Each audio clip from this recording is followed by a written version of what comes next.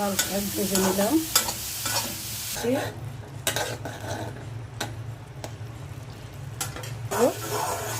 তারপর নামিয়ে ফেলবো। অল্প করে উপরে জিরে ফাঁকি দিয়ে দিলাম। আসসালামু আলাইকুম, সবাই কেমন আছেন? আলহামদুলিল্লাহ আমি ভালো আছি। দুপুরে রান্নার আয়োজন শুরু করে দিয়েছি। মিষ্টি কুমড়া ভাজবো। শাক সবজি খাওয়া শরীরের জন্য উপকারী। এখন আমি লাল শাকটা ভেজে নিচ্ছি দুপুরের জন্য। ভাতও রান্না হয়ে গেছে। মিষ্টি কুমড়াটা উল্টে দিচ্ছি।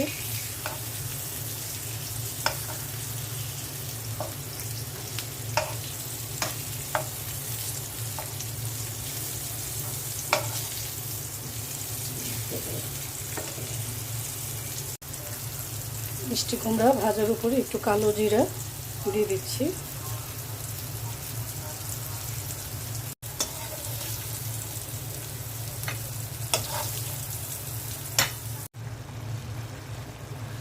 ছেলের জন্য চিংড়ি মাছ ভুনা করছি।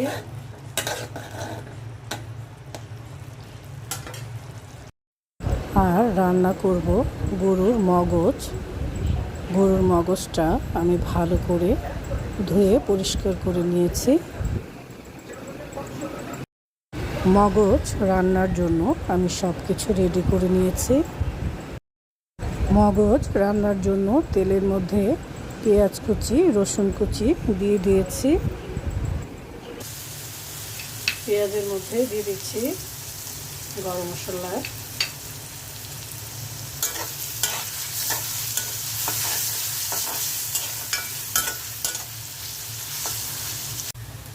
পেঁয়াজটা বেশি ভাজবো না, নরম নরম থাকতে থাকতে আমি মশলা দিয়ে দিব। প্রথমেই দিয়ে দিচ্ছি আদা রসুনের বাটা,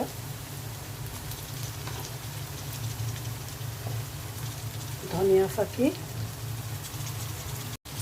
শুকনো মরিচের ফাঁকি, হলুদ ফাঁকি, জিরে ফাঁকি, লবণ,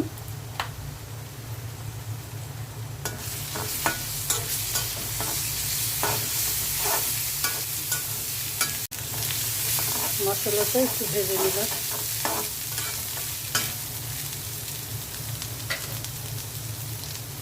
এখন অল্প করে পানি দিয়ে দিব।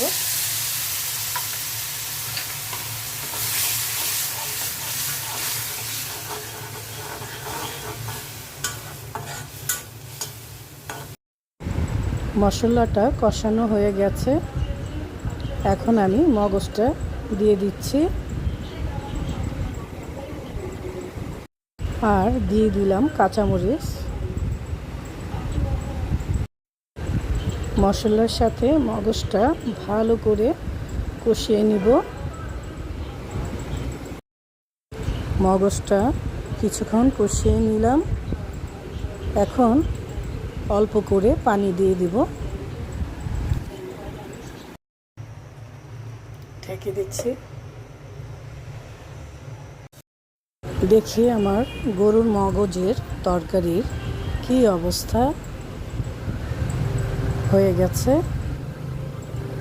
এখন কিছুক্ষণ নেড়ে চেড়ে নামিয়ে নিব।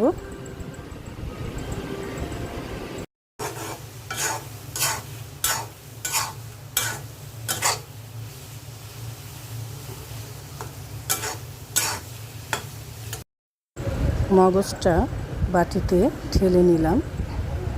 এখন উপরে অল্প করে জিরা ফাঁকি দিয়ে দিলাম।